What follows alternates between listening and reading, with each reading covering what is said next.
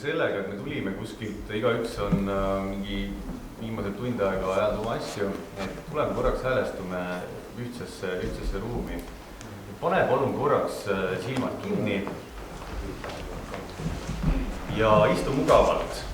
Ma ei tee pikalt üldse, võib täiesti rahulik olla ja ma ei ehmata ka teid, lihtsalt lubage endal tõrvestuda. Ja vii oma tähelepanu hingamisele ja märka, mis seal hingamises toimub. Kas see hingamine on pinnapealne või on see sügav? Kas see hingad nina kaudu või suu kaudu? Märka seda heli hingamisest tuleb. Ja vii nüüd oma tähelepanu elumärkidele sinu kehas. Pane tähele, kuidas sa oled elus, kuidas sul on seal mingid särinad, surinad, kuidas on südamelöögid. Kuskil on tunda võib-olla pinget kehas, tasub ära lõpeta või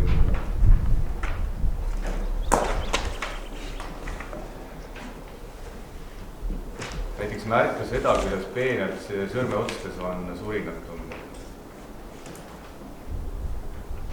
Ja nüüd teadvusta, et sa toetud sellele põrandale, teadvusta seda või märka seda pinda enda all. Samamoodi käed toetuvad kuhugi. Et märgi enda jaoks ära need pinnad, kuhu käed toetuvad, kuhu jalad toetuvad, sest see kõik toimub praegu siin ja praegu, kuskil mujal. Nüüd avasta, et sa oled oluliselt rohkem kohal kui enne. Ja siis meil on võimalus ühiselt alustada justkui nagu ühtsemalt. See endale sobival hetkel tee silmad on. Nii, kuidas te ennast tunnete? Olete rohkem kohal? Jaa. Meie ajuga on, see, millest me rääkima hakkame, on positiivne intelligentsus. See on tegelikult uskumatul kombel olnud maailmas see meetod päris pikalt, juba 15 aastat kuskil. Ja selle looja on siin, ma temast hakkan lähemalt ka rääkima. Aga enne kui me tema juurde lähme, siis meie aju on niimoodi loodud. Me saame samal ajal olla ainult ühes kahest režiimist. Me saame olla kas ellujäämisrežiimil või me saame olla lahenduste ja arengurežiimil. Samal ajal me ei saa kahte teha. Et kui näiteks meid valdab oht, siis isegi kui me oleme haiged, siis keha ei hakka ennast tervendama, keha tegeleb sellega, et ära põgeneda. Ja arengusse me saame siis minna, kui me oleme lõdvestunud. Mis veel peab olema? Millal sa tundsid ennast, et sa olid arengurežiimil lahendustele orienteeritud? Milline sinu seisund oli? Öelge julgelt. Terve. Õnnelik, terve, vaba, puhanud. Fokusseeritud. Okei. Ja veel? Värske võib-olla. Kuidas? Värske. Teadlik. Hea. Nüüd ellujäämisrežiimil. Millal sa ellujäämisrežiimil oled? On mingi oht. Kas ohuks võib olla ka see, et tegelikult seda reaalselt ohtu ei eksisteeri, aga sa kujutad seda ette, et see tuleb, on ju?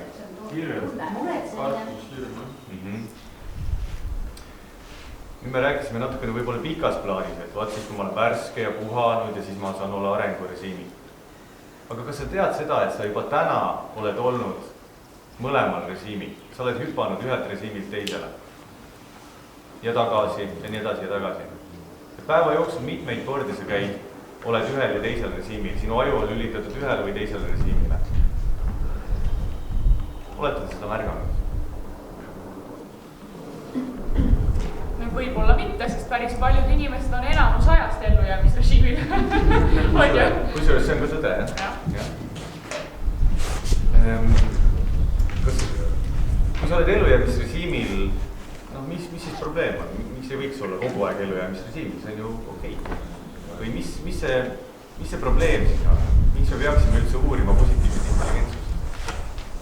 seal on potentsiaal. Potentsiaal. Elujäämisele siis käsitleb lõpuks. Sa oled seal kohas, kus sa ei genereeri head energiat, sul on kohast. See lõpuks lõpeb ära, kus sa õppud.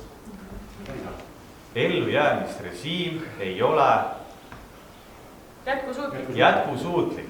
Sa ei saa olla kogu aeg pinges. Sa pead mingil hetkel lõdvestuma. Ja kui inimene on järjepidevalt pinges oma elu jooksul, ma ei tea, 90% ajast, mis siis juhtub temaga ühel hetkel? Põleb läbi, kustub ära, jääb haigeks. Jah. Et küll kehal on need taastumise võimalused olemas, aga selleks, et sa ei oleks nagu täiesti siruli maas mingi, kas on sinu elus juhtunud, et ühel hetkel ütleb, tead, ma rohkem ei suuda, ma pean võtma pausi. Ma pean ikka võtma nagu pikema pausi, ma ei tea, vähemalt 3 päeva pean praegu ja tegema, võtma selle aja enda jaoks, et nüüd lõpuks taastuda. Kas keegi on oma elus kogenud ärevust? Näitega on ju, ja võtta ärevus on ka see tulemus ellujäämisrežiimist, kui sa oled pikalt olnud ellujäämisrežiimil, siis ärevus on märguanne, et aitab, ma enam ei suuda, ma tahan puhata. Et see on ka üks tulemus. Kas te olete kunagi kedagi kritiseerinud? Ilmselt vastus on jaatav, ma ei hakka isegi ootama vastus. Kas te olete märganud, kuidas nii enda kui ka teiste kritiseerimine ajab teid tegelikult pingesse ja väsitab? Pikalt ei saa seda tegelikult teha, see on tegelikult väga tugev lekkekoht. Vaat seal on juba see sabotöör aktiivne. Ja see, millest me rääkima hakkame, ongi sisemised sabotöörid. Ja sisemised sabotöörid on alati aktiivsed ja kaaperdanud sinu aju aktiivsuse, kui sa oled ellujäämisrežiimil. Ellujäämisrežiim võrdub alati aktiivsed sabotöörid. Ja vastupidi, kui sa oled arengule ja lahendustele suunatud, siis sa kasutad ajutarkasid jõudusid. Ja üks ei saa toimuda samal ajal teisega. Just. Igaks juhuks ütlen sellega üle. Just. Ja me lähme nüüd detailidesse niikuinii, aga lihtsalt, et te teaksite, et see on see nagu see sisu, et me püüame siis selle 2 tunni käigus õppida ära seda, kuidas märgata, et ma olen tegelikult ellujäämisrežiimil ja kuidas ennast ümber lülitada lahenduste ja arengurežiimile. Miks me üldse räägime nendest sabotööridest, on sellepärast, et nad on meis kõigis. Ja kui me neid ära ei teadvusta ja seda, millised sabotöörid just minu sees on ja millist juttu nad siis räägivad, siis tegelikult üks asi see, et me ei ole jätkusuutlikud, aga teine asi see, et meil on pidevalt takistused ja me ei saavutagi oma eesmärki mitte kunagi.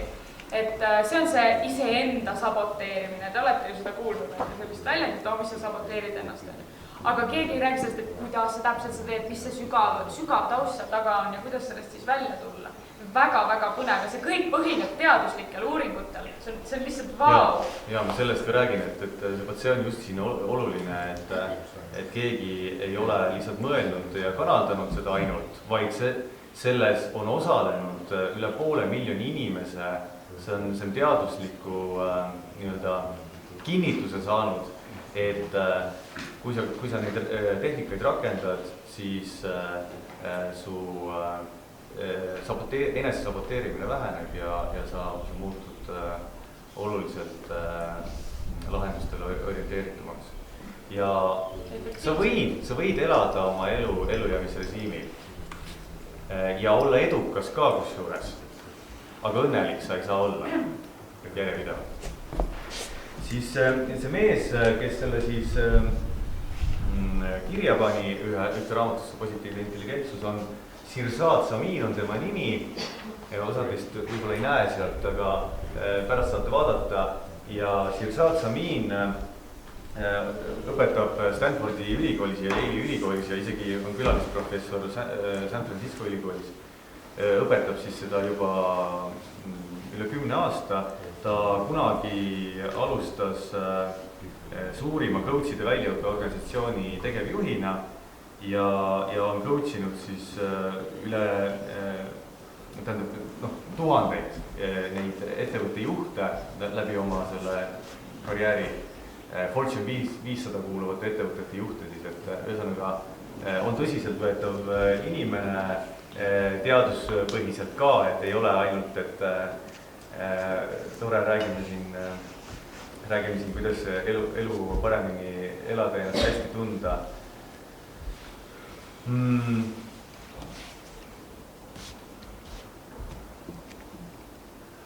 Sabotöörid eksisteerivad meil ajus neurovõrgustikena.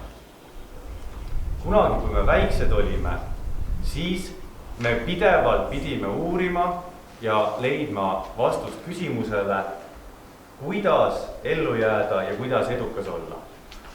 Ma praegu näen, mul on 5-aastane poeg ja 9-aastane tütar ja ma näen, kuidas moodi nad järjepidevalt uurivad seda ja salvestavad ja nende need neurovõrgustiku konfiguratsioonid muutuvadki nendeks sabotöörideks ja väga paljud nendest on juba vormunud. Ja siis mida mina saan teha, mina saan aidata kaasa sellele, et nad ei võtaks neid juba praegu tõsiselt, sellepärast et nad on justkui allüürnikud, kes tegelikult ei ole meie, aga siin on üks suur nipp, mismoodi nad toimivad ja kuidas moodi nad meie jaoks üldse märgatavad pole. Nad räägivad meie sees meie häälega. Ja ma ei taha teid hulluks ajada, et kuule, ma saan aru, et mis sees on hääled ja sisekõne, aga Raido, kui sa tahad öelda, et mind on 10 või 20 või. Jah, meie sees on erinevad alaisiksused ja kui sa neid sabotööre märkama hakkad, siis lihtsalt sa ei võta enam neid nii tõsiselt, sest justkui need moodustunud isiksused, need lülituvad sisse millistes olukordades, millal lülitavad sabotöörid sisse? Ohuolukorras, kus veel? Väljakutsetes. Tundmatud olukorrad. Just tundmatutes olukordades.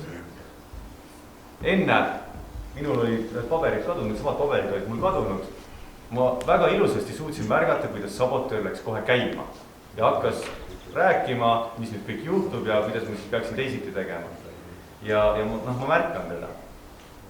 Ma tahan seda öelda, sorry, segan vahele, et sabotöörid arenevad mingitest valukogemustest, on mul õigus. Sinu isiklikust valukokkupuutest lapsena. Just, lapsepõlves paratamatult, isegi kui sul oli maailma ilusaim lapsepõlv, siis elu pakkus sulle väljakutseid ikkagi. Ja meil selleks, et me ellu jääksime, siis need sabotöörid moodustuvad. Nad moodustuvad täiesti lausa nagu füüsilisel tasandil. Ja see ei pea olema otseselt mingi eluohtlik olukord, on ju, vaid see võib olla mingi selline emotsionaalne hirmus olukord, kus tekib tunne, et ma pean ennast kuidagi kaitsma või ma ei taha olla välja tõrjutud või naeruvääristatud, et see võib ka olla keha jaoks eluohtlik olukord, et ka sellistes olukordades tekib see sabotöör. Ja mis on siis positiivne intelligentsus, et kui pealkiri on positiivne intelligentsus? Positiivne intelligentsus on aju vormis oleku mõõde. Aitäh, siit saab tekki, kui keegi soovib. Nii. Et positiivne intelligentsus on aju või siis vaimse vormis oleku mõõde. See on meie oskus väljakutsete rohketes olukordades ümber lülituda lahendustele, mitte jääda kinni ellujäämisrežiimile. Ja PQ, et kui on olemas IQ, mis siis näitab, mida IQ näitab? Jah, ta on intelligentsuse kvoot, mida EQ näitab? Jah, et siis tundetarkust justkui on ju. Ja siis PQ on positiivne intelligentsus ja PQ on koefitsient, mis näitab, kui palju sa oma ärkveloleku ajast protsendina oled siis lahendustele suunatud ajurežiimis. Paindlikkus ka. Ehk siis, kui palju sinu ajust on, kui suur osa sinu ärkveloleku ajast on aju arengurežiimil. Ehk siis nüüd testküsimus teile, mida madalam see on, seda parem või halvem see olukord on?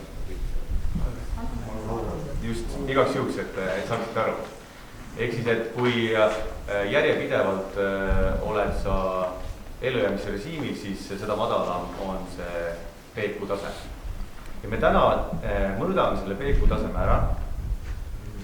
Me mõõdame teda küll eelneva 24 tunni kohta, aga kuna teil jääb see link alles, siis te saate seda pärast mõõta järgmised, ma ei tea, 2 nädala jooksul, tehke seda veel kuskil 3 korda, siis te saate oma keskmise selle nii-öelda koridori kätte, palju see on. Ja kui meie PQ on madalam kui 75%, siis me oleme jätkusuutmatusrežiimis, ehk ühel hetkel peab toimuma mõõnaperiood ja me peame ennast nii-öelda taastama. Ja selleks, et siis elu oleks ilus ja elu oleks elamist väärt, selleks tuleb siis kasvatada positiivset intelligentsust, tuleb kasvatada PQ-d. Millised küsimused teil vahepeal tekkinud on? Palju see protsent oli? 75%. Ja selle ta on siis mõõtnud, nii-öelda selle ühesõnaga see Šatsamiin ise on neuroteadlane ja aju on siis sinna ajuskanneri alla pandud inimestel ja vaadatud, millisel juhul, millised ajuosad on aktiivsed, millises seisundis inimesed. Ja on uuritud järgi, et kui inimene on ellujäämisrežiimil, siis tal on aktiivsed on just vasaku aju osad ja mingi konkreetsed osad on teada, millal on siis need aktiivsed. Ja kui ta on arengurežiimil, siis on just parem aju poolkera on aktiivne ja otsmiku sagar on aktiivne. Aga kui see on nagu ööpäeva kohta mõeldud, kuidas seda uneaega siin siis arvestatakse? Kui 75% ärkveloleku aeg arvestatakse, jah, ärkveloleku aeg, siis kui sa oled nagu tegutsemas ja sabotöörid eksisteerivad, ma ütlen veel kord, neurovõrgustiku tasandil täiesti olemasoleva konfiguratsioonina. See tähendab seda, et meil on harjumuspärane samastuda oma sabotööriga niimoodi ära, et me ei saa arugi, et see tegelikult ei ole meie, vaid see on minevikus vormunud harjumus mõelda, teatud moodi mõelda. Aga me tihtipeale oleme sinna uuesti tagasi, eriti kui mingisugune ohuolukord tuleb või väljakutse. Ja see hoiabki meil kinni, et me ei saa saavutada uut levelit või me isegi ei märka näiteks mingit uut tüüpi kaaslast, kui keegi on näiteks vallaline on ju ja tahaks enda ellu tõmmata täiesti teistsugust tüüpi kaaslase. Ja isegi ei märka, sest et tal on see harjumuslink siin ajus niimoodi olemas. See sabotöör, kes ei lase tal näha teistsugust reaalsust. Näiteks. Ja enne kui me nüüd lähme selle testi juurde, me teeme ühe sellise harjutuse, mida ma olen nimetanud näägutaja linnuks. Nagu te ise enne kinnitasite, enamus teist on kuulnud, et nad räägivad iseendaga peas.